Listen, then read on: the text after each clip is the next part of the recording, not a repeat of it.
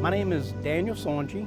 I'm 60 years old, and I've been living in Louisiana my entire life and working with my son, who owns Coastal Mapping and Sciences. Right now, it's going to hit vegetation. Both of my parents were, avid fishermen. My dad wasn't much of a hunter, but he enjoyed fishing, and from a very early age, we all fished all over South Louisiana. The license plates on people's vehicles for the longest time had Sportsman's Paradise, so from an outdoor standpoint, the whole area is complete ecosystem. We live very much in a coastal world. Almost half of the U.S. population, almost half of the population globally lives somewhere near the ocean. So a lot of Earth's resources are by the coast. But because of the choices we've made and how we manage the Mississippi River exclusively for navigation and flood protection, we are enduring a lot of land loss. Coastal Louisiana is really challenged by some of the man-made decisions we've made to change the coastal landscape. And then that is just exacerbated by climate change and sea level rise, adding to the subsidence that we already feel. So Louisiana's lost 2,000 square miles of land since 1930s, and that is projected to increase with climate change into the future. Probably the number one concern in terms of the impacts of land loss is its impact on flooding. But it has other impacts too. A lot of things that people harvest from the landscape depend on the land. And so as the landscape disappears, as it converts to open water, a lot of that valuable habitat disappears, and that impacts the lives and livelihoods of people that depend on the landscape. What that brings is more flooding, storm surge getting closer to communities, and climate change is also fueling those hurricanes to become stronger and more frequent. And so the flood risk for people in coastal Louisiana is increasing exponentially. Some of the challenges we face are, the coastal erosion. There are communities that are, have the coast that are lapping up against their homes. So the Louisiana Coastal Master Plan includes a wide variety of solutions to address the flood risk in Louisiana. It can include things like traditional levees and gates, elevating homes or moving people out of harm's way, all the way to how we restore our coast as the buffer to these storm surges and flooding. And so those things include things like oyster reefs and barrier islands, restoring the marshes and creating marsh.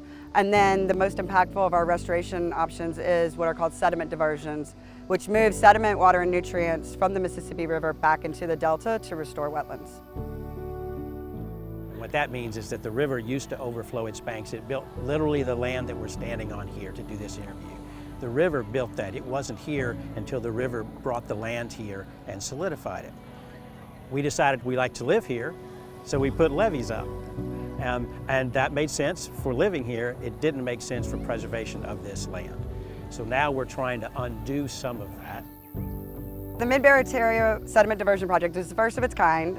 It is a 75,000 cubic feet per second sediment diversion, which will take about 10% of the river off at high river and rebuild wetlands, and a vast array of wetlands. And it's special because, number one, it's the first of its kind. It's one of the largest individual restoration projects the world has ever seen. And then number two, it's actually using nature to put back what she built to begin with, and being able to use natural processes and natural forces to restore the coast. So overall in the construction of the project, it's quite a lengthy process. This is a massive earthworks project and a mega project itself. We're looking at about a 5+ year schedule on a project of this size.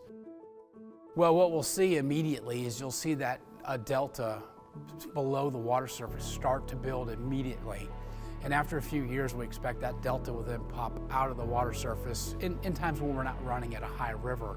And you'll see that land start to develop and build its own little sub-delta up in the Barataria area and start to be able to sustain itself in terms of pushing out and growing more land in that area as we're seeing land retreat and lose land in other areas in the basin as well. So we're at the groundbreaking of the Mid-Barataria Sediment Diversion, and this project is really just so impactful. This moment is so impactful.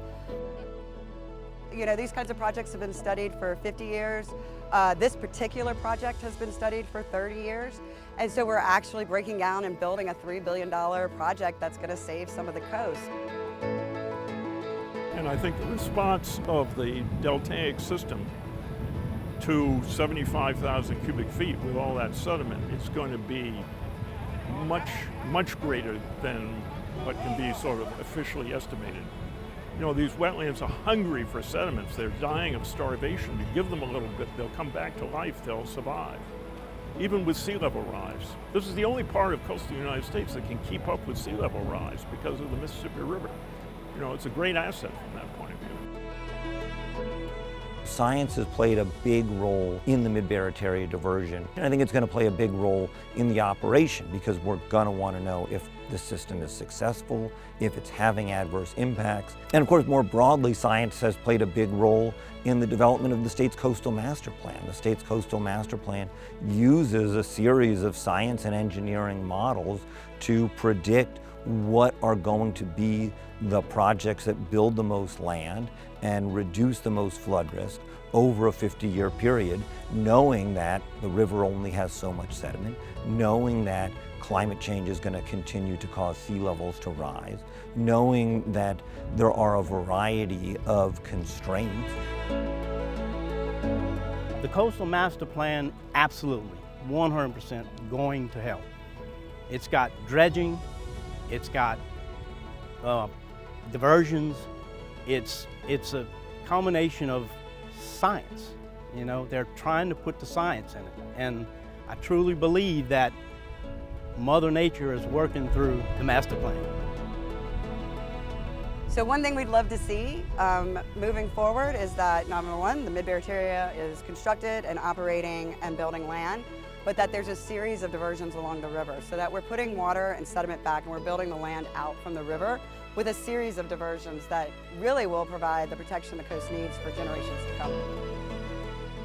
I mean, I think the most important thing is for people to understand this is it's the world's 7th largest delta. This is a national asset. It's like the Grand Canyon. It's like Glacier National Park. I mean, we should be proud of this as a national asset and taking care of it.